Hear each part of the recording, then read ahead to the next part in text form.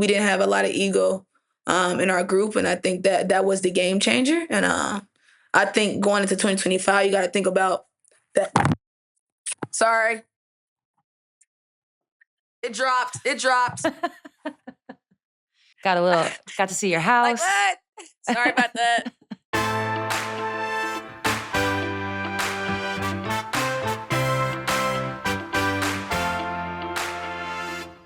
Hey everybody, welcome back to Bird's Eye View. This week's guest is one of the toughest scorers in the league. She's a former number 2 overall pick and the Fever's all-time leader in 30-point games. She's been the absolute heartbeat of Indiana and the kind of player who truly sets the tone for her team. Her confidence and her work ethic are all unmatched with a game that's built on precision and poise, and honestly, an Energizer bunny, battery back there. This season, she carried her team through injuries, broke franchise records, and showed what leadership looks like when the pressure hits hardest. I'm talking about none other than Kelsey Mitchell. Support for Bird's Eye View comes from the all-electric Toyota BZ. What would convince you to go electric? An EPA estimated driving range rating up to 314 miles, versatile charging capability compatible with most public chargers, available premium JBL 9-speaker audio. With the all-electric Toyota BZ, you can get all of the above and more. Available all-wheel drive models with X mode and grip control give you enhanced traction, and the BZ's portable dual-voltage charging cable gives you flexibility to power up the way you want. The all-electric BZ. One drive can change your mind. Learn more at toyota.com/BZ. Toyota. Let's go places. Before we get to the interview, you know what time it is. It's time for Sue's View. All right, Tommy, we're in a little bit of a, WNBA's over. The Aces are champs. They just did their parade. It's a little bit of a downtime. So what do you got for me this time? All right. So I feel like the big conversation piece over the last 5 or 6 days, maybe this is just spending too much time on the internet, which might be a mistake, but the AP put out a list of greatest college female players of all time. I'm just going to read through the first and second team just for anyone watching or listening who didn't see this. And then I want to get your just thoughts, on the list itself, but then also what you think defines a category like this. So the first team was Cheryl Miller, Brianna Stewart, Candace Parker, Diana Taurasi, and Caitlin Clark. Second team, the person who hosts the show, Dawn Staley, Shamika Holtzclaw, Maya Moore, and Lucia Harris. So I just kind of want to get your initial thoughts on the first team first. Well, the person who hosts the show should be on first team. That's my hot take. I should have my own team. This whole list is bullshit. Well, I can't take this list seriously. What are we even talking about? Just a rant. You're like, I'm going to spend 45 minutes on this. But yeah, what do you think? I think there's no right answer to these lists ever. I mean, women's college basketball has been around for a bajillion years. So to narrow it down is crazy. I think the things that I'll tell you, what jumped out just in terms of the names, and then I can kind of get into my own criteria. Maya Moore not being on first team jumped out. She is actually the only player to go back to back to back as the Wade Trophy, which is the National Player of the Year, the big one. She's the only player to ever win it 3 times and won it 3 times in a row. And she's a 2-time national champion. So, and was on teams that went undefeated. So her not being on first team, and listen, I have a rule in my life. Megan likes to hold me to this. If you're going to say someone belongs on a team, then you have to remove. I don't want to do that this time, though. I don't know who I would remove. I think that's wise. Yeah. What's the point? What's the point? This is these are we can add extra without taking somebody off. Great. There's 6 people on first team. Actually, there's 7. I'm on first team, and now Maka's on first team. No, I'm just kidding. So yeah, I think that stuck out. You don't list Sabrina, who was back-to-back Wade Trophy winner. But I will say Sabrina didn't win a national championship, only went to 1 Final Four, but got 2020 taken away from her. That stuck out. Simone Augustus not being on any of the lists stuck out. She went back-to-back as a Wade Trophy winner, went to 3 Final Fours, but again, didn't win. So then it becomes, how important is that really? And I think that's what people, when they talk about Caitlin in this conversation, that's always where it goes. But I think Caitlin, in a sense, is this outlier because the way she did it. Yeah, the way she did it. And even though she didn't win, which I'm big on winning. I think, the whole ring culture conversation, I'm like, well, that's the point. The point is to win, so it matters.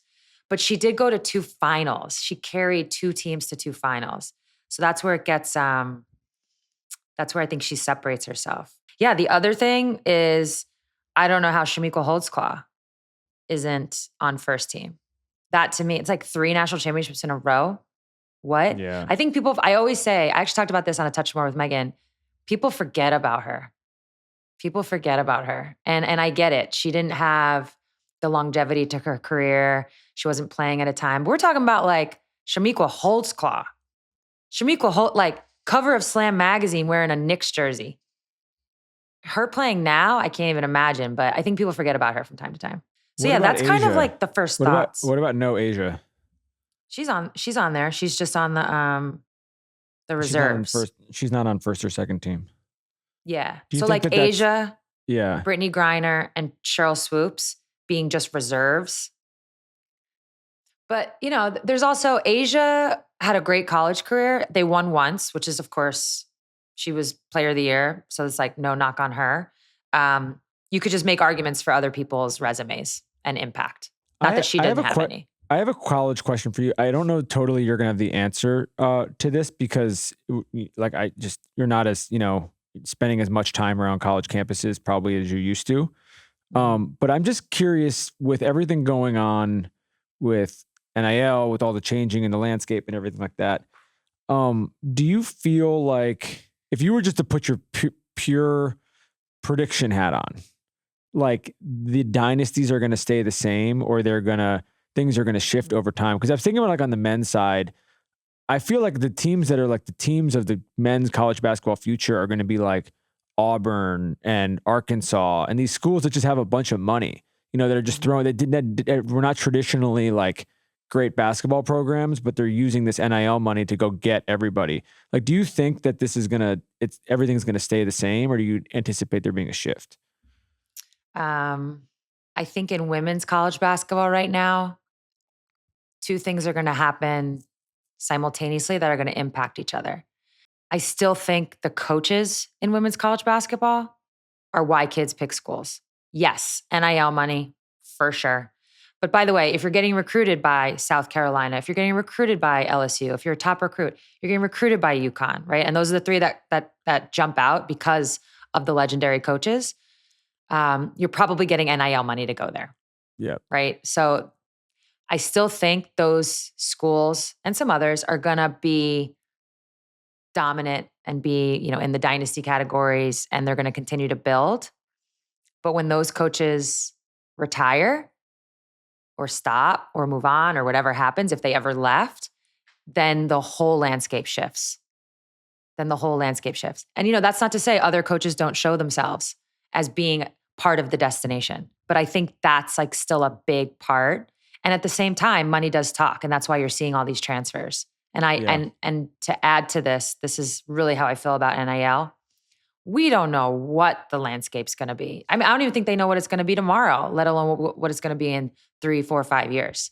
There's so much that needs to it has to change. I just don't think this is sustainable the way it's set up right now. I think I totally agree with you. And I also feel like, and I don't know so much that this has hit basketball yet, but it's becoming a thing in college football, for example.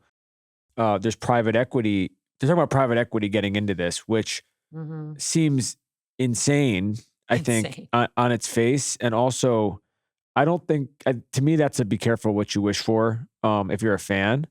Because with private equity, it's like any business. It's like when they come in, they expect a result. And if they don't get it, they're going to rip it up. So the whole idea of like tradition and everything like that, it becomes a pure financial thing. It has nothing to do with legacy anymore. It's just like, how do we, but this is happening. This was happening with Penn State. I don't know if you followed this. They fired their coach and he has a $49 million buyout, which is a pretty sweet, Oh my God. It's a pretty sweet deal. Sometimes I'm like, can I get fired? No, not really. But, I'm going to tie this back to the WNBA in that what I'm most curious about, and there's so many angles to take on this conversation, so much nuance. I'm just focusing on this one angle. What I'm wondering is, are the schools, the coaches, the programs that get players WNBA ready? Like think think what Coach Calipari did. For a while there, he was the stepping stone to the NBA, right? Like that's, whether it was true or not, people can debate, but the proof was in the pudding. He had all these players going to the NBA. They were all NBA ready. And once the WNBA and the CBA hits and the money increases and that becomes like the place everybody's trying to get to make bank. Now you're not just going to college for the NIL money, for the experience. You're trying to get ready for something. And I'm curious how that impacts recruiting. Like we're talking in 5 to 10 years. I'm really curious how that impacts recruiting. Yeah, it's gonna be really interesting, and it'll also be This has been happening for the last few years with that NIL. This was obviously a big thing with Caitlin and Angel and those Iowa and LSU teams, but I think even before them a little bit, there's the NIL money is and a lot of times it favors the women's players over the men's players. Oh, absolutely. And in basketball, and so the whole landscape does feel like, to your point earlier, like it's hard to predict because there's no blueprint for any of this. This is just we're in the Wild West, for better or for worse.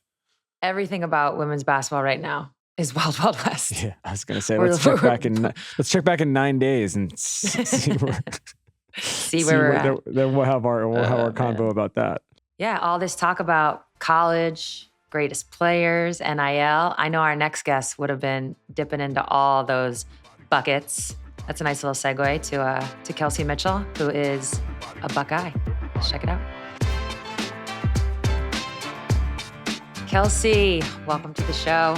Thanks for having me. I'm excited for this one. Thank you. First of all, how are you? Where are you? Yeah. What have you been doing? Well, so after obviously the last game, it feel like a blur now, but it was hard. I felt, knowing how the season ended, to even say how I'm doing now, it's like I'm humbled that I can still be in a position to get back to training, to kind of get back to some of my ways. But I won't lie, so it took a good 2 weeks. I was just down. I was out.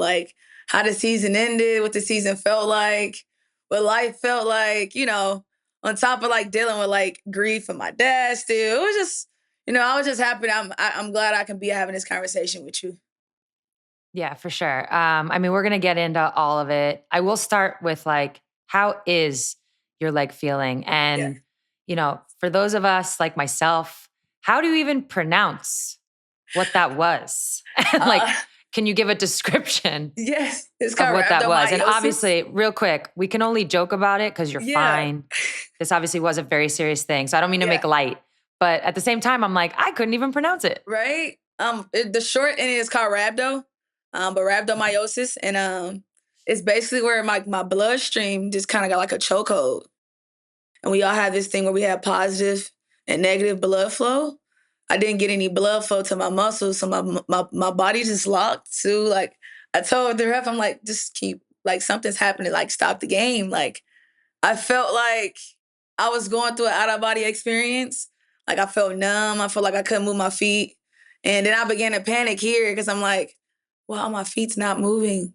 And then I looked up at AB and I looked up at Lexie, and, we had gone through so many wars together that, we just start all being emotional. It was just oh my God, my feet's not moving. I felt I just kind of felt crazy. I felt and then the end of it was the cramping and all that. But I just felt I went on an out-of-body experience for 7 seconds. I felt my mind and my entire muscles on my body had left me. It was weird. It was crazy. How scared were you? What was going through your mind when things started to lock up? I saw some quotes saying you couldn't really, whether it was feel the bottom half of your leg or move the bottom half of your leg. So, that had to have been so scary. Yeah, I felt I was, I felt the worst of the worst is that I was paralyzed. I was wow, is this really how it's going to end? Because we competitors and we was just in a moment and, you love basketball and the way the game was going, the way the series is going, the way, the flow of everything at that time, I was just the least I thought I was going to do was finish the game. And I felt a little piece of dang, was I not ready for the moment? Is that why it didn't happen? I just had so many emotions and I felt like I didn't finish, but my team did. And I was just grateful that I ended up being on the other side of it, but it sucked for a while. So I want to get to all that. You're coming off arguably your best WNBA season since being drafted in 2018. There's so many more topics and questions to ask about that moment. But I always say in order to get to all the moments you're having now, you gotta take it back a little bit too. So real quick, the start of this season, it felt like the whole season felt like a statement year for you. What do you think was different about, or was there anything different about your approach, and how did that evolve throughout the season? I think a big part of it was grief. I think I play with a lot of passion. I think it was just a way to express myself. I think it was less about proving and more about allowing hoop to kind of save my life at that time. I think the last couple of years especially, but this year was definitely one of those moments because I was still dealing with so much. And I felt like at the time, Sue, the least I could do, was not give up. And I wasn't going to do that at all. I had already mastered in my mind that I wasn't, no matter what happened, no matter what I felt, I wasn't going to give up hoop or allow it to hinder me. And so after a while, I just let the game flow and let it all just, let it hang loose and let it be how I express myself. Yeah. So just for people that, might not know your story as well. Sadly, your dad unexpectedly passed away last year, right before the start of the 2024 season. So that is something that I know he played such a huge role in obviously your life because he's your father, but even your basketball life. So you don't want to just talk about how would you want to, when you talk about him, how do you like to honor him? Definitely a hard-nosed disciplinarian type guy, but a teddy bear. As big as he was on the outside, he was a softie on the inside. And we built a relationship to have a bond of a best friend through basketball. The way he introduced it to me and my siblings, it just came from a lot of love and a lot of passion. And I think that's how our soul tie was linked. It was just a matter of the way he introduced it to me, I ended up loving it the way he did. And I think that was just our love language. And I think that is what people see now. That's the love language that I had my pops. And I think who he was just, shut up and work, get the work done, be who you're supposed to be. He was real into character, who you are when no one's watching. He was just that kind of guy, it matters. And it came from obviously some of the stuff that he had went through, but I think that he wanted good for us, as his kids, but also as athletes. Right. I mean, I would imagine, I can only imagine how proud he is watching you because that's exactly how I would describe you this season, you during this playoff run, someone who you can never count out. Yeah. Somebody who, whether it's a timely three or, a layup in transition, you just had these killer moments, but you did it with this huge smile on your face. It'd be like a timeout. You'd be running to your huddle with this huge grin. So it really feels what he instilled is what you showed. I mean, this year you averaged over 20 a game. You broke a decade-long franchise record with that, which is crazy. You were an all-star you were all-star for the third consecutive year, but you were also selected All-WNBA First Team. You were on a team for the first time. Yeah. I think being on one of the WNBA, the All-WNBA teams, is probably outside of MVP, but that can only go to one person, which you were also top 5 in that. That's probably one of the highest honors, that you can get for an individual performance. So what does making an All-WNBA team mean to you? Oh, it was super humbling. I think the people that were also on the list is competitors are competitors, but you also respect them as people. You respect them as hoopers. And so to even be along the side of a Asia Wilson or an AT or the best, Leash Gray does her own thing in Atlanta and made her own noise. It's it's just a matter of respect that I grew to have. And I don't know, Sue, I didn't feel it was my first one. So I was wow, that's crazy. I'm wow. But I also felt just super humble because I was dang, I guess it could have been worse. And I just felt grateful that it, like I said, it could always be worse. Yeah, well, it feels you've been in the league now for 8 seasons. You just finished that up.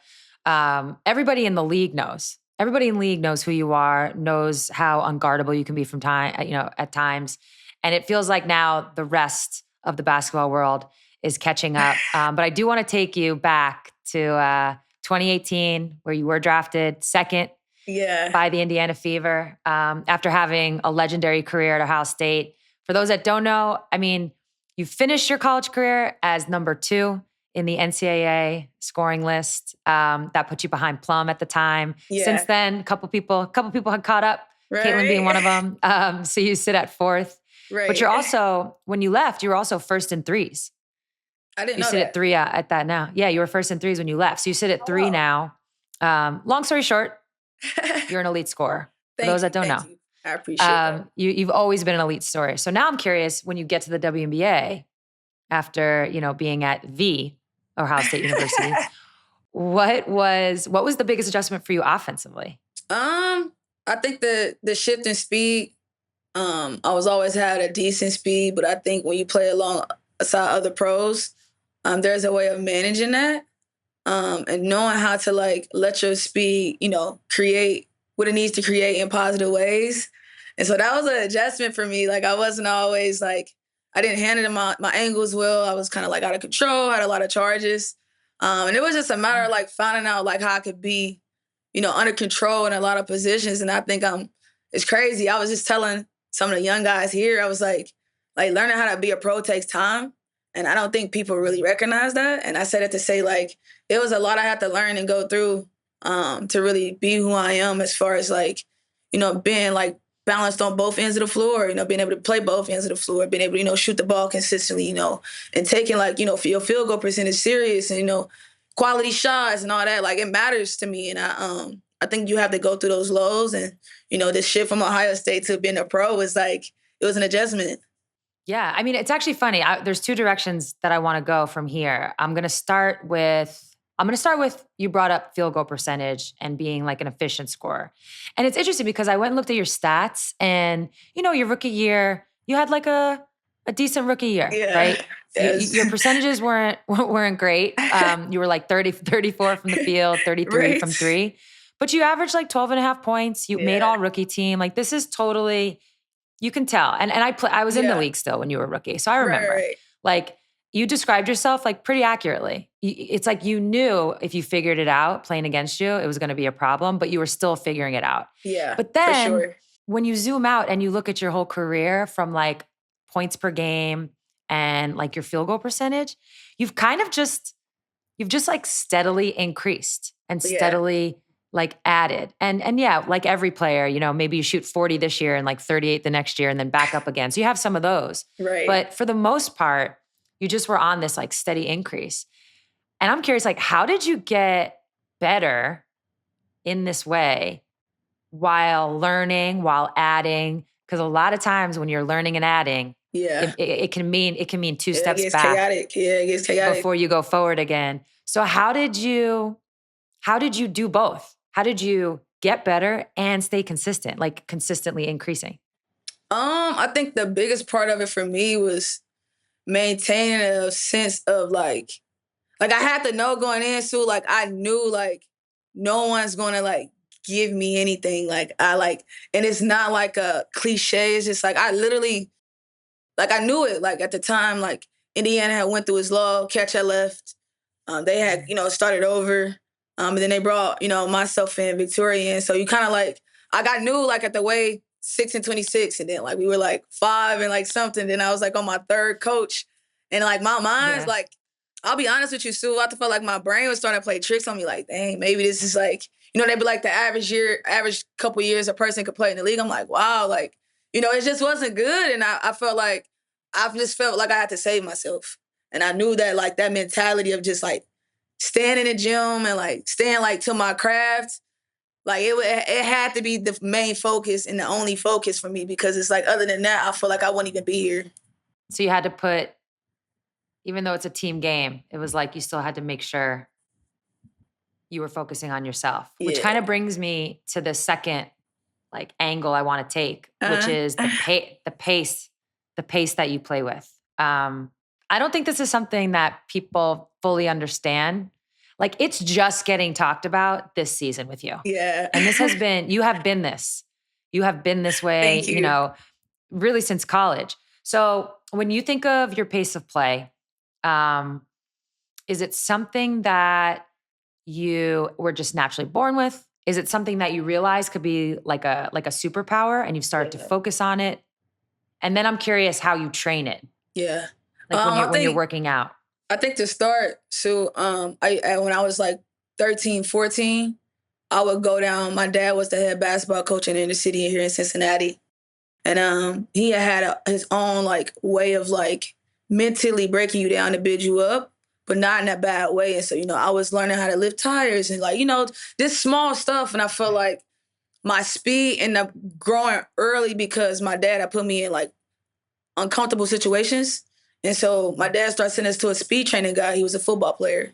Kid you not. So to this day, I go to him 3 times a week. Like I kid you not, to this day.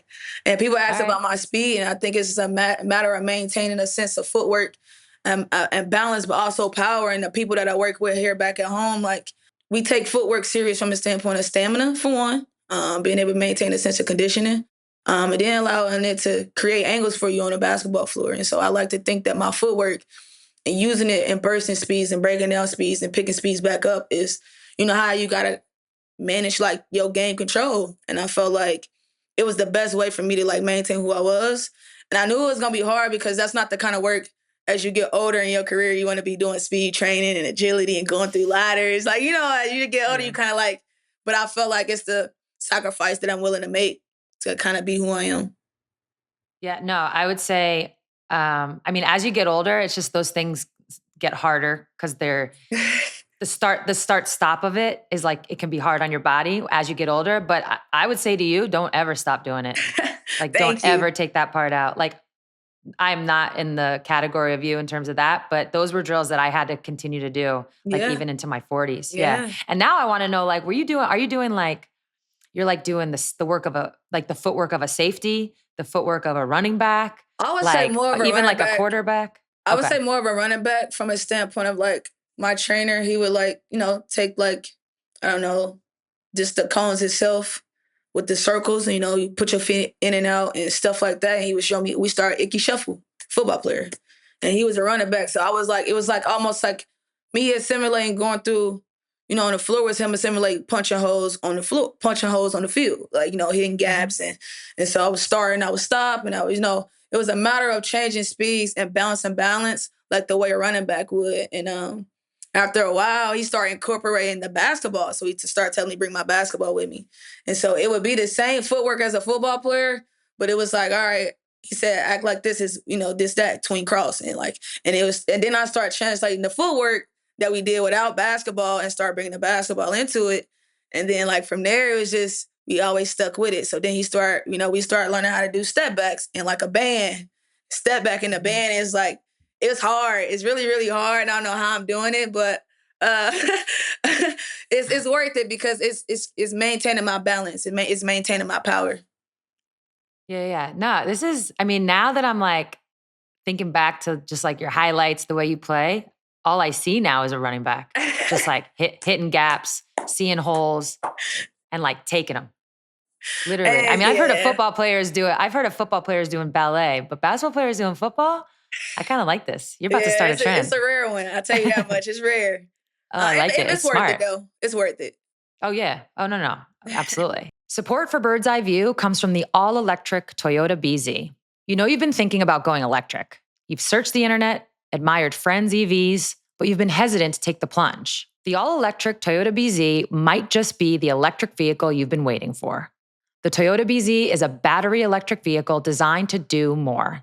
The BZ's advanced all-electric powertrain features an EPA-estimated driving range rating up to 314 miles. All-wheel drive models have 338 horsepower and near immediate torque you can feel. And you can charge the way you want to.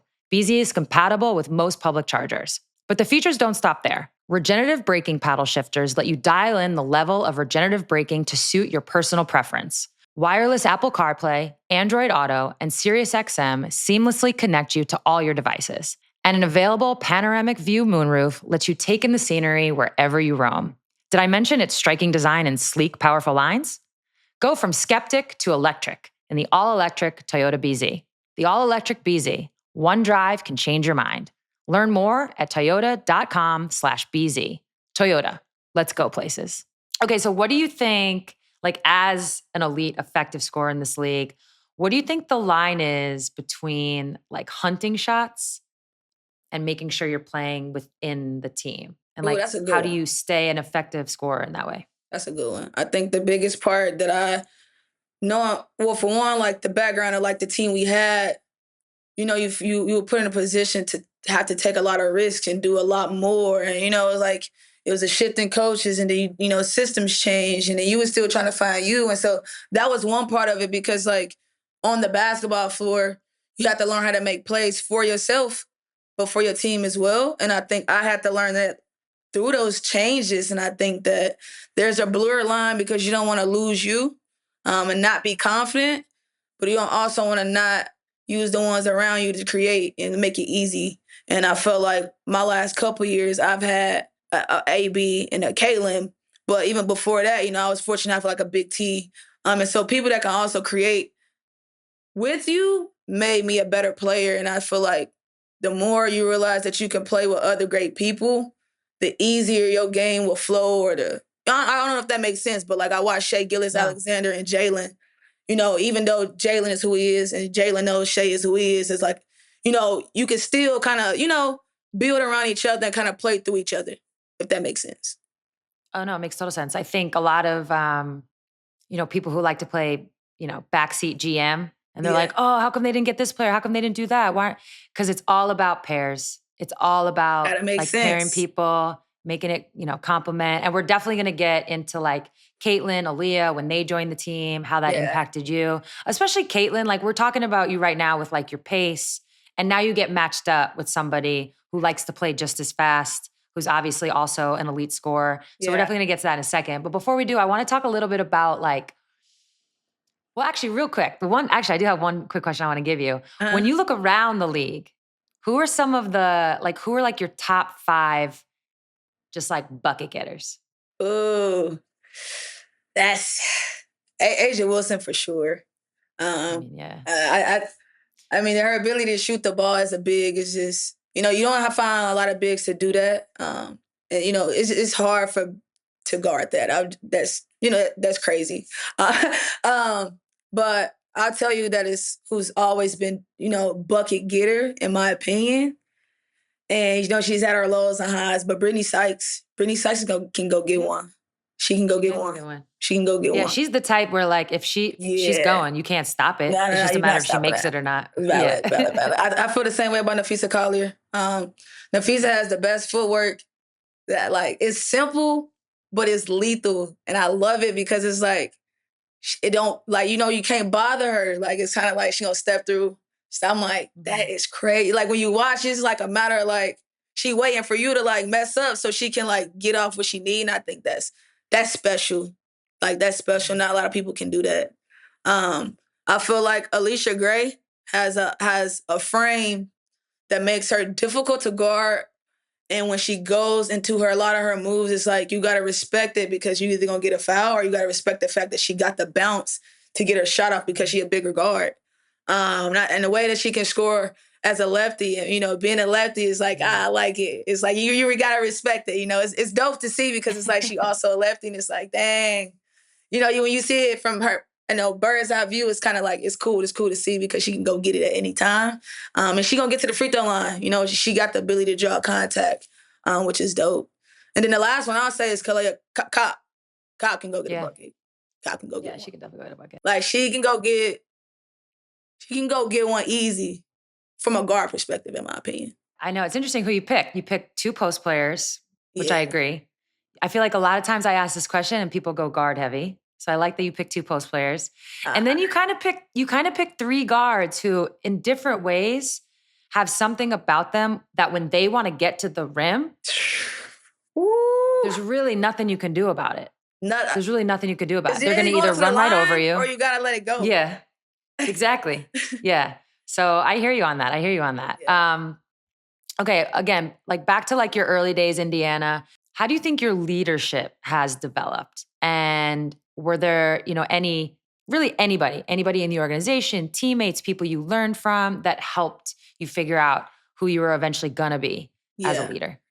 It's crazy you say that. I think my pivot moment for leadership was when we were, I don't know if you remember this, Sue, but remember we was playing you guys, and we was playing, our games were being played in like a barn. Like, what is that? It was like do I remember the barn?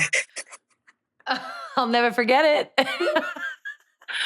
That was trash. I was like, I cannot believe this is happening. Like with the cow manure on the side. It smelled like actual shit, because that's what it was. Oh, the barn. What was it like? I think it was the state for fairgrounds. Like fair. Yeah, the state fair. It was the state fairgrounds. But at that time, my God. Yeah, at that time we had shifted coaches, and the coaches that we had shifted from was Marianne Stanley to Carlos Knox. Different styles, and we knew that the season was going to be what it was going to be at that point. And the one thing I could appreciate about Carlos Knox was that he put me in a position to lead, of like breaking barriers and kind of like opening up of who I am, being able to kind of like play the game and be a hooper. And so he said, in order for you and these people to like, build around you, you got to be you. And he had put me in a position to challenge myself. And he said, when you make plays with power, and make every rep, like make it. And so Carlos Knox was the one to kind of because he was a hooper, he had his own career too. And so I learned a lot from him. And that was like the start of it. Mm-hmm. And even though like we weren't winning, I was learning how to be a pro. Like I was like, I see what he's saying. And so the more and more we talked and the more and more we trained outside of like our games, because we know we didn't make the playoffs. We weren't making the playoffs. And so we would train on the side. And I started learning how to be a guard and, come off pin downs and know what angles to hit. And so that started to further my game. So then from there, I start bringing the ones around me with me. And so I think that's my biggest maturation now, is like, if I go, I'm going to ask Lex if she want to go. If I want to bring, I want us all to, do it together.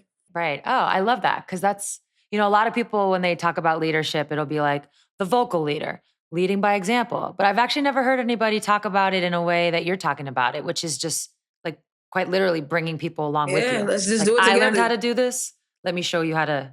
Right. Yeah, I really like that.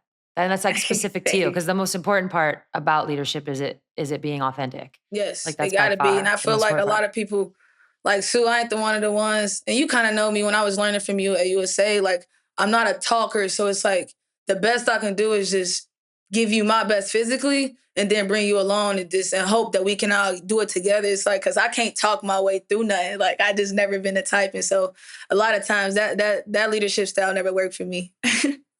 Yeah, no, for sure. So wait, when you think about like your team in the last couple of years, right? We'll say the obvious. Caitlin joins the team, a lot more eyeballs, a lot more scrutiny, a lot of conversation about like what it's like for you guys in your locker room. So what do you think, or do you feel like people sometimes just like overlook your leadership specifically and your impact on the team from like a chemistry standpoint? Because there's just so many narratives. So like, do you think people are overlooking that? I think that in a short, yeah. I think naturally, yes, because of the society, the social media, and how bad, people take the social media and abuse it in the wrong realm of light. And so I think that's one part of it. But I also think that it was an adjustment period. And I talked to, the FIBA organization about this. It's like, I think it was an adjustment period that, we all should have adjusted to throughout the course of the organization. I think that, that was big for everybody. Pacers Entertainment, FIBA organization. I felt like at that time, there was a lot of, role playing that had to be, situated. I feel like, that when something that big or someone that big who has that much impact comes into something, there are a lot of adjustments that people have to make. On the floor, off the floor, in the locker room, in the training room. Just a lot of stuff, is a lot of moving parts. And I think the biggest part that I respected about Caitlin is that she never was bigger than the program. I don't know if that makes sense, but like, it wasn't like she wasn't trying to take over. It wasn't, I don't know how to explain that. You know what I'm trying to say though? Yeah, no, I know what you're trying to say. It's like she knows who she is. She comes in. She's going to obviously do her part because that's what being a professional athlete is. But with the understanding of fitting into a team, making sure we fit, making sure we have chemistry. So it's never bigger than like the group it's like itself. she wasn't trying to be bigger than everybody. Like within our locker room, she wasn't trying to be bigger than anyone else. And I think the way that her style of play, it ended up complimenting me, ended up complimenting AB. And so like the one thing I love about Caitlin too is that we all love basketball the same way. We all have our different styles of way of playing it, but the passion for it with Caitlin when she didn't play compared to when she did play remained the same. And like I respected that about her because it could have easily not been that way. You know, you have people that come in and not want to do or buy in once it's not, you know, or once it don't go their way, or once unfortunate things happen and you can't play and injury happens and you're not getting your body the way you want to. And so I can respect the fact that she kept the program, and she didn't let her passion for it waver because she ended up pouring in more than she thought. And it was dope because she could have easily not been that person. Right. Yeah, I hear you. Yeah, I would build on what I was saying and add from what I'm hearing from you is like, she was like that way in the locker room too. Yes. Yeah. Like it was like she wasn't trying to like, you know, you could easily be a certain way and her thing was just like, like giving her best. Like she gave us like her best when she was in the locker room. Yeah, the time I've spent with Caitlin, like she definitely has like, oh, you're like my little sister. Yes. Because she likes to like, you know, talk about basketball and kind of troll a little bit. Yeah, goodness. Exactly. You talk about a kid in the candy store, that's Caitlin. Yeah. Tutu, she is, but in a good way. She's a live light. And she her personality shows in her game, and it's dope for her. Well, we've kind of naturally arrived on like 2023, 2024. Yeah. I think obviously a turning point for the franchise. Yeah. Back-to-back number one picks. And you actually mentioned it. I was going to mention it too. Like you had 4 coaches in 7 seasons because there was a scenario where you mentioned Carlos took over for Marianne. And then once Stephanie comes, that's 5 coaches in 8 seasons. Yeah. So that's just like a lot of change, a lot of, I mean, there's always like some uncertainty in it. Yeah. Every training camp is like brand new. So it's a lot. But now I'm talking about like a full roster training camp. Yeah, no, yeah. You know those training camps I'm talking about totally different every year. You know the ones that's like compacted and the one that's, you know. Yep. I know. So in 2023, you get AB. So real quick, what did you see in AB like from day one? How have you seen her grow? Ultimate pro. Like I'm like, I used to joke with her. I'm like, how are you this mature? Like, you still wet behind the ear? How you this mature and ready to like rock like this? Like her professionalism and who she is and like the way y'all see AB, it's so consistent. Like she is like obviously we all have our own, like being on time is always for everybody, but like you could just see in her schedule, her everything, how she moves. She was a pro coming in the door. And then on top of that, she's also like a teddy bear type of kid. You know, her personality and who she was. It's like we aligned and our energy tie was locked in early because, you know, God driven, tight-knitted family. And so my dad recruited her actually. My dad was at Ohio State and he recruited her, and I got a chance to meet her family prior to. And so we had already had a former bond, but the moment that we played with each other, so the rest was history, really. It was your first All-Star. Yeah. And yeah, I told her that. I said, I'm here because of you, right? I love that's good, though. So it goes back to what I was saying about being able to make yourself great because of other great people, other great players, and who AB is and her ability to play the game. We complement each other in different ways. And I think the best part about it, in my opinion, is that, assuming like things go well and we could play together again, is like we have so many more doors to open. I think that she's still much younger, and I think I can still compliment her in different ways, assuming, the way life happens in the future. But yeah, it's just like we've always complimented each other. Yeah, I mean, you already talked a little bit about just like Caitlin, how she was coming in also. So now I want you to talk about like the 3 of you and how do you complement each other? I think the best part about it is that our pace, we are aligned on pace, and that is a big part of the game. When it's bad, have a sense of pace still. When it's horrible, have a sense of pace. When it's great, keep the pace going. And Caitlin plays in a way is that we don't have time to dwell. And I think I started to have a better shot efficiency because I started not thinking about it if I missed, because the way Caitlin was playing and the way AB wanted to play, like, let's go. And that had always been how I played. And I'm like, I felt like a kid in the candy store. I'm like, ooh, I'm back with people that want to play fast. And it just, the pace alone was just like our thing. And then from there, our individual games, obviously, me being able to draw, and, being able to cut, and Caitlin seeing me, her ability to be able to pass, AB ability to be able to pass, which is underrated and people don't talk about. We just had different compliments of each other that worked out. Yeah, no, I mean, it got you, you hadn't been to the playoffs. So it got you to the playoffs in 2024. It got you another All-Star nod in 2024. Yeah. So yeah, you could see it, right? Like outside looking in, for me, it's like, I can see what's being built. I can see the chemistry. And then the off season comes, you guys go out in free agency. Yeah. You get even more talent. Yeah. You have a coaching change. So now Steph White has joined, who's like this, proven like vet, for lack of a better coach. Yeah. You guys brought back the Stranger Things jerseys for 2025. You're hosting the All-Star game in Indiana. Like, stars are aligning. Yes. By the way, you were on that Good Morning America set. Yes. When Sid Colson said that about Rosa. That was a great moment for me. I was crying. Honestly, the best part is when Robin Roberts, actually, let me just set the stage really fast. So you guys are on Good Morning America. Robin Roberts is interviewing you, Aliyah, Caitlin, Sid Colson. They interview a cute little girl in the audience who's got her basketball jersey on, clearly a player. And she says, her school name is Rosa Parks, or the team name, whatever. And she's like, yeah, I play for Rosa Parks. And Sid Colson is just like directly? And my favorite part is all your reactions, but then Robin Roberts being like, now Sid, we're not doing that, Sid. But you got to experience that. Anyways, like I was saying, that was one of the best moments ever, by the way. Yeah, I know. You got your locker room looks fun. Yeah, it's fun. But the stars are like aligning for you guys. So how excited are you as you're entering the 2020-25 season? Like, what are your hopes or expectations? What are your goals?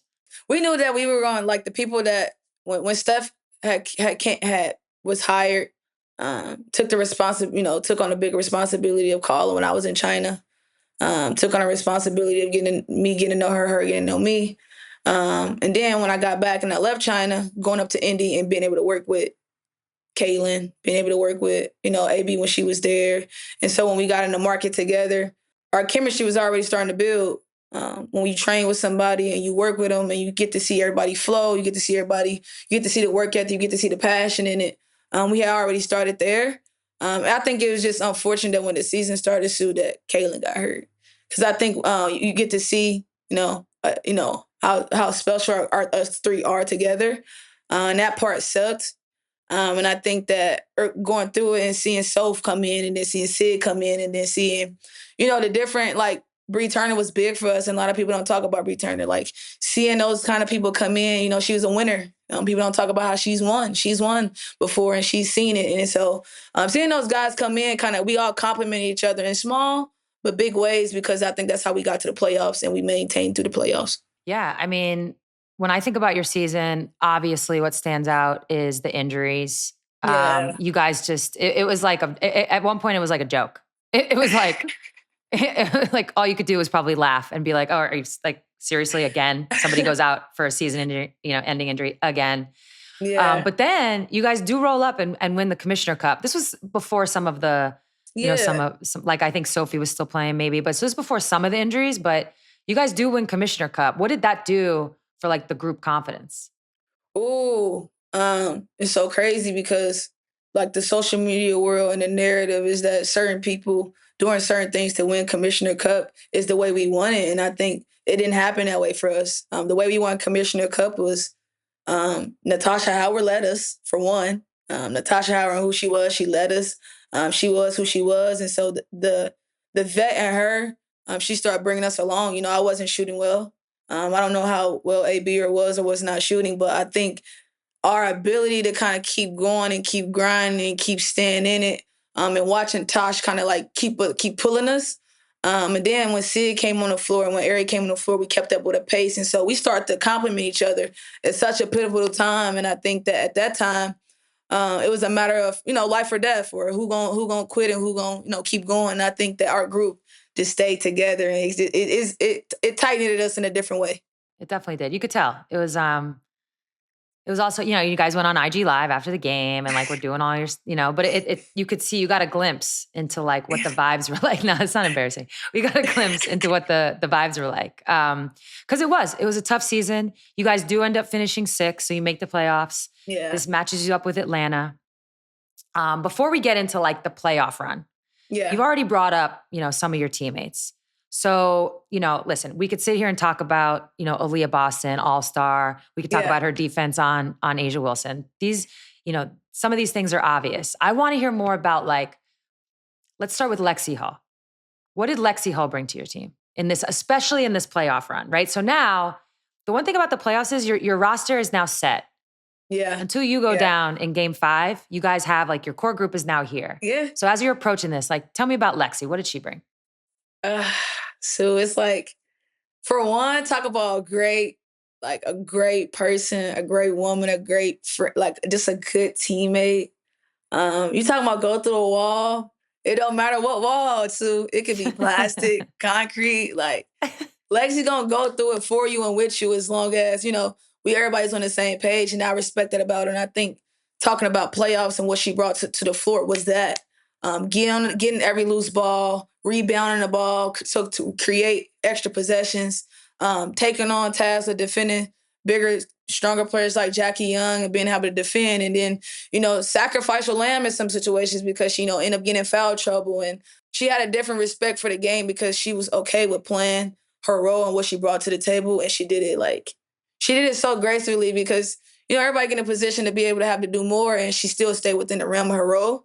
And I thought that part was dope because her sacrificing her body literally a lot was you just have a different respect for players like that, like pros like that, because not a lot of people is willing to take that sacrifice, and knowing that that's the role that she played on our team was it was perfect. Yeah, and you're not going to get a lot of the credit you deserve. And I totally agree with you. She really set the tone for you guys, especially defensively, but then also, with the hustle plays, with the offensive rebounds, she really set a tone.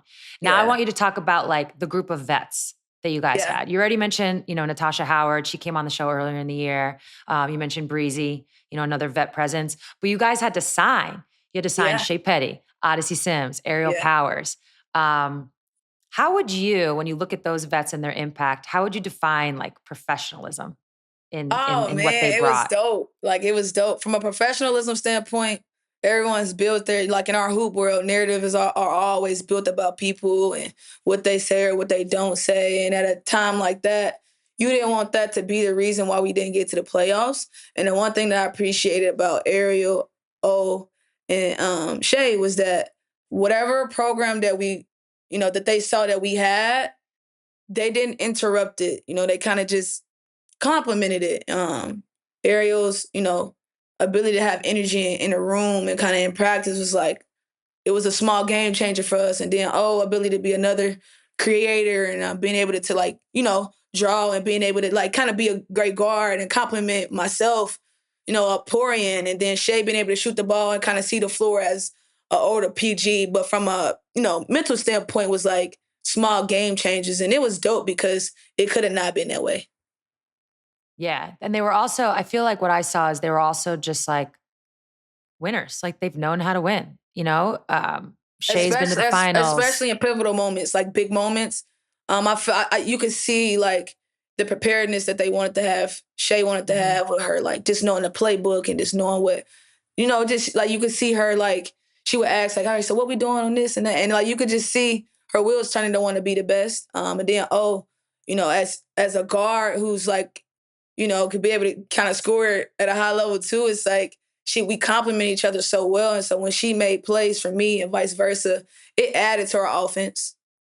Yeah. Yeah. They obviously, it felt seamless. They had big play after big play when you guys needed it. It was also it was really cool to see was, even the players who weren't playing, the ones in street clothes, for lack of a better, all very connected, all very engaged. When I looked at your team and the run, you guys just had this identity about you. It was like the classic, like never say die. The minute you thought you guys were cooked, it was like out of nowhere, you'd go on like a 12-0 run and you're right back in it. So I'm curious because that's, it started against Atlanta. Here's a team that, I think the last time you played them in the regular season was like July. So now you're playing them in September. You're a totally different team, but you lose game one. It didn't look like great. Yeah. It didn't look great. But then you win the next two. You have to go on the road and like you win the next two. And I feel like that's when this identity started to form itself. You guys already had it. You've already touched on it. Yeah. But winning that series, what did it do for your confidence? Because I'll be honest, I think if people were betting their money before the Vegas series, it was probably like, oh, Vegas probably going to win this. But you guys took them to the very end. And I feel like the Atlanta series and the confidence you got there may have helped in that. So is that accurate? I think that's very accurate. I think you have to know going in, so we were kind of outnumbered with like knowing what bigs is going to play. You got to think Tosh is like a true 4 and AB a true 5, but it's not too many ABs. And then you have a different post game in Damaris Dantas, and Didi goes out, can't bring what she can bring with Suck, and so we were kind of like already like it's only gonna go a lot of ways, and we knew that at the time. Brianna Jones, phenomenal post player, with her post presence, and then having BG and not knowing, based on where he put her in at, how can we guard, all of this on top of 2 great guards on the perimeter. And then you got a Speedy Gonzalez and Jordan Canada. So it's like, how this going to work? And so, when we were able to kind of like do our best to defend them from a standpoint of like making it as tough as possible, because they're great players, they're going to make tough plays. And so the best that you can do is give your best. And I felt like our group did that. And I didn't think that, I think that we all knew that it was going to be hard. We accepted that it was going to be hard. And I think that, it was a matter of just, like you said, not giving up and being that, like, we can't die, like, having that mentality, because we all just aligned at the same level. We was like, this shit's not going to be easy. Where does it come from, though? Yeah, where does it come from, though? And I also want to segue into Steph White a little bit and just, like, her effectiveness as a leader, a communicator. Like, how is she getting you through these moments? And what was her impact overall? I mean, on the team, but really on this playoff run. Ooh, Steph was big because I think for me, Sue, we talked about having 5 coaches, 8 years. This was one of the first times in my career that I felt safe through my coach. Mm-hmm. Like I felt. That's big. Like I felt, how can I describe it? Like I felt I could be me and not be overly criticized about being me, but instead help me be a better me. I just think that she didn't take away confidence. She instead poured it into us. Like it was a time where Lexie felt like she wasn't shooting well, and I could like see Steph talking to Lexie, and like her ability to keep telling people to shoot the ball and really mean it was like, it's dope, because it's like you get a coach or a leader that like believes in your abilities, and knowing that whatever system she did want for us, she knew that we could do it. And that whatever system that AK and BJ and Karima had for us, it was like a matter of like, knowing she trusted us to do it. And that was big for us. Yeah, that is big. Well, yeah, like I said, this identity you guys formed, we saw it again versus the Aces. I think that series, like pound for pound, it gave you, as a fan, it gave you everything you would ever want. Probably the best series of the playoffs, if I'm being honest. When you look at, save game 5 for a second, but when you look at the 4 games leading up, how would you describe playing in it? Ooh, like I was telling my brother this. I was telling my twin sister, I was like, bro, you know how when you used to watch LeBron like go and get it off the backboard, like what possessed him to make a play like that in the playoffs? It's like there's something about the playoffs, Sue, that like everything is just like it. The lock in is like you gotta lock in like 10 times more. Like your detail matter, because you have to play them over and over and over again, and so habits are picked up. Repetition in certain spots, plays are busted open. And so there's a different level of work that has to be maintained, and trusting your instincts as a basketball player too, because after a while, it's just your habits as a player and making sure it just align with the rest of your teammates. But I think so it was a game changer for me because I learned so much here, like the confidence that you need to maintain in a playoff run, how when it go bad, how to come back up. Because, I think game 3, I shot horrible. I was like 8 for 26 or 27. I'm like, dang, this is hard. And so, you like it's life or death game 4. And so it's just a mindset. I think the mindset, it put me in a different realm of growth. I felt like I was growing. What when you think about the series, was there anything from an adjustment standpoint that you could be like, oh, when I changed this? So I feel like when we first played them, ball screen was one way. Like the first game, it was one way. It was a certain way, and then they made an adjustment and start switching way more. And I think for me, I think the old me would have been like, I'm not gonna try. I'm gonna try something else. So I'm gonna be a little bit more timid. But I think the me that that I was able to display, I was okay with taking risks that going like at a person like Asia Wilson, dominant, big, defensive. I'm gonna block shots, and I felt like it was gonna be risks that I was gonna have to take and not waver from to be who I am and for what my team needed. Now that was a blurred line because you ain't want to go in there and make tough shots every time or have mess up the team camaraderie, and so that was an adjustment for me, like seeing what's there and seeing what's not. But I knew I had to take a risk from game 1 and then the rest of the series based on the bar screen work because Asia is a big presence and her length is like dominant and you have to be able to make simple but right plays, but also be aggressive to kind of like stay in it. And so that was big for me. Yeah, no, that's no small thing.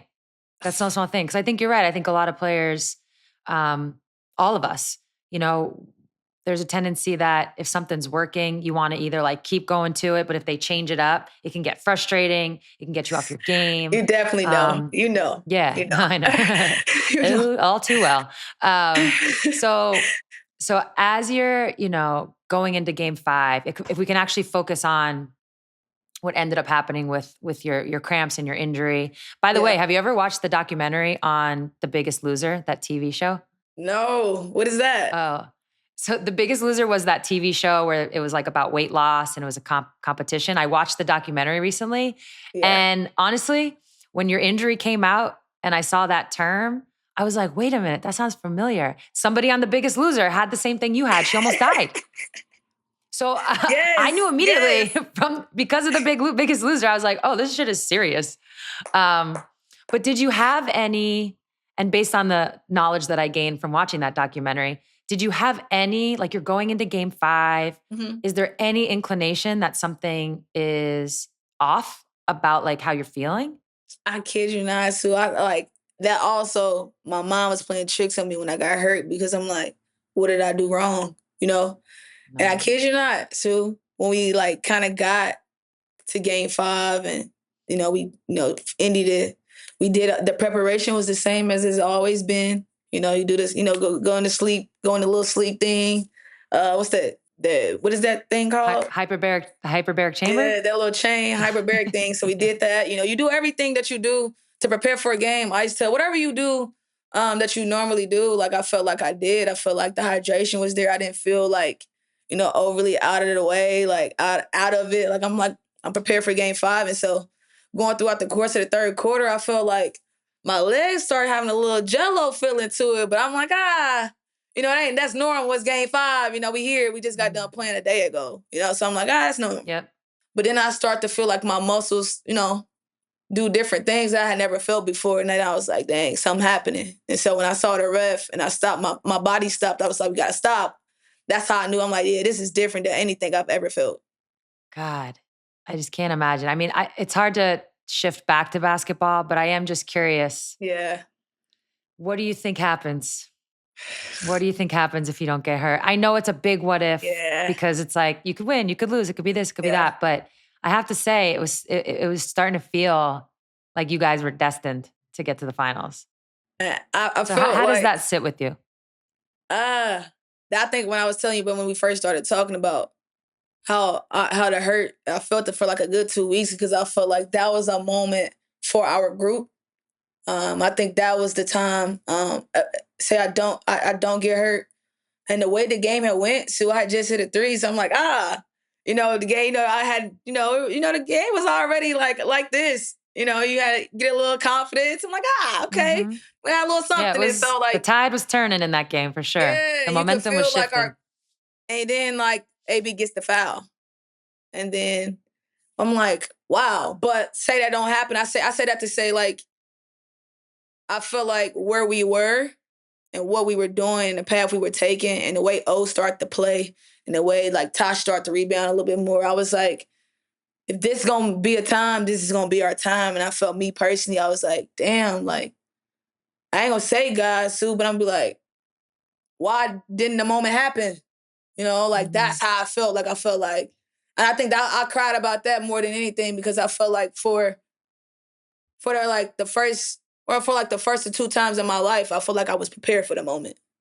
Like, felt like if the moment was gonna happen, like I was gonna give my best and live with my best based on my preparation. And I was like, wow, maybe like, the spiritual or whatever, the God, like, maybe he didn't want this moment for me. And so my mind started to play tricks on me for a while. Yeah, I mean, I don't even know what the advice is other than you can't, that's not how it works. I don't think, No, I know. I don't I think, appreciate that. I know. yeah. I think you can't be hard on yourself, is I guess what I'm saying. Like, I don't think it's what I'm trying to say is it's nothing you did or didn't do. Yeah. Thank And you. this is just like, this is the tough part about sports. All the people who listen to this podcast know I'm a big believer that you kind of have to go through the mud to get to something Gotta great. get your back dirty.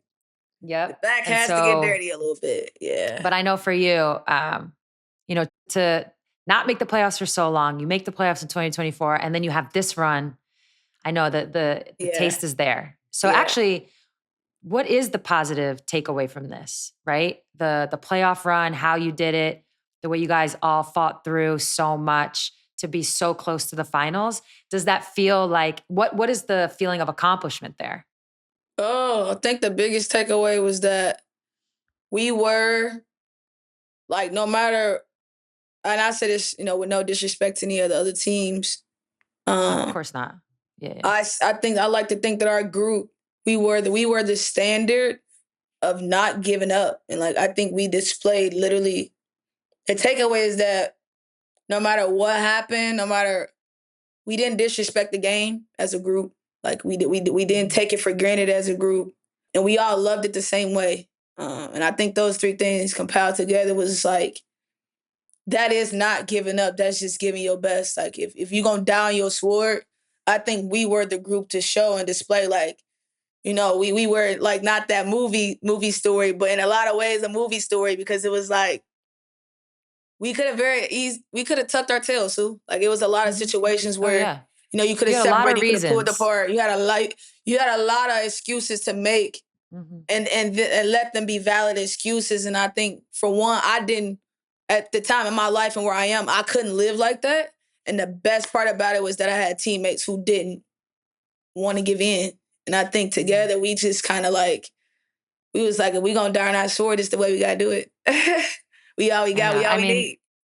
The bright side, the thing I think that, even though, by the way, I would be just like you. Sit in the chair you're sitting in right now. I'd be like, why'd that happen? What did I do wrong? I can't believe this. It'd be a lot of that also.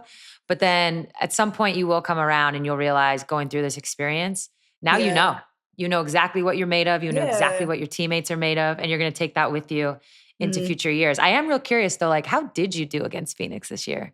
Did you guys do all right? It was like a good matchup? Like, how would that matchup have been? Me individually, I don't think I did that, girl. I maybe had one good game out of 3 or 4, if I'm honest, too. But I think as a group, we beat them. We beat them once at home, and they had us the rest. Yeah. Okay, just curious. It would have been a good series, though, I guess. Really, but it's the finals. Yeah, anyway. AT's tough, so it's like that would have been a big adjustment for us to, like, get acclimated to for a series. Yeah, for sure. Okay, so now, I know you're planning to play in Unrivaled. I know you're also just focused on getting healthy. So I imagine that's what like the short term is.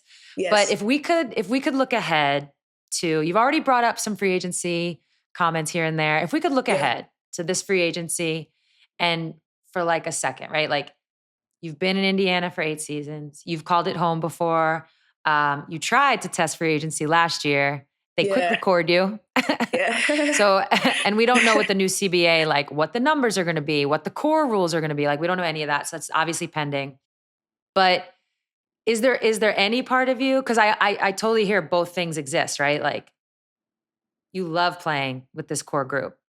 Yeah. And just for those that don't know, Indiana, you are uniquely positioned in this free agency because 2 of, your big 3, you being the third, obviously, is they're rookie. They're on their rookie deal. So they're signed.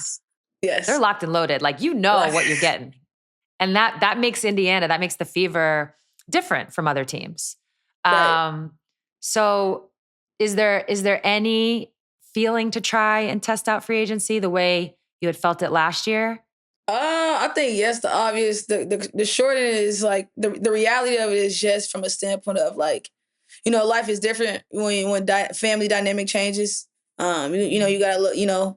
Your family and who you are and what was built around you is important, and so that's important for me. I would say, and I think that that is always has to be first and foremost important for me when I think about free agency. But on the flip side of things, of like knowing what Indiana means to me, it's like it's paramount. It's huge. I think it's so many what ifs right now, Sue, with the CBA and what how life is shuffling the deck. It's like you just don't know. It's a lot of what ifs. But I like to think that in the right realm of work, I can't not think about Indiana. Yeah, of course. Like I can't not think about Indiana.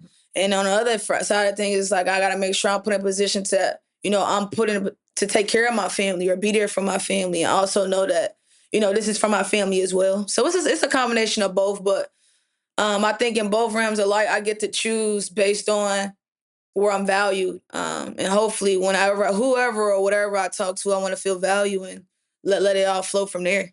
Yeah, I mean, like you said, CBA isn't done. So many question marks, but obviously, I'd imagine it's like still things you need to think about. So before I let you go, when you think back on, it could really be at any point in your career, but when you think back on your career, like, what are you most proud of? So far? I think the part I'm most proud of so far, I would say, Sue, is like, and we've talked about it here and there already, it's just a matter of like not letting everything that we all go through every day be an excuse not to give my best. I feel like that's important. That's big, not just hoop, but life in general. And I feel like I'm most proud of the fact that folding is real. Like not wanting to do and not wanting to be around and not wanting to keep going. Like that's real. We get to see it every day. And I think that I'm humbled that I've grown a sense of survival in my everyday life to not let my mind and my work get there. Like, I have to keep, obviously a faith part, but like I'm grateful and I'm glad for myself in my 8 years that based on everything I have been through, that I haven't folded from a standpoint of like not want to keep going. And like that's a big deal. Yeah, never lose that. That's valuable. Thank you. I want to wish you like the absolute best in Thank you, Sue. Getting healthy. Are you like on the court right now playing, or is this still? No, you know how it is. You know how activation, lifting, conditioning, gotcha. and then get on the court for like shot type stuff. But Okay, I think but like the bulk from like of like in terms of your cramping and stuff, like we're good. Nah, We're past that part. Yeah, I'm past that part. I'm like 3 weeks removed from that now, which is good for me great. because I was on IV for a while and that part sucked. But getting back to my ways, I'm passing out when I'm working out, but I'm getting there, Sue. I'm getting there. I know. It's always like the work it takes to get in shape, and then you could play the season. You're in the best shape of your life, and you like have to take time off. But at the same time, I'm like, all I'm doing is setting myself up to get out of shape, and then I got to get back in. And do it all over again. I'll do it all over again. It's the worst part. But yeah, well, good. I'm glad you're healthy. I'm glad you're going to get back on the court.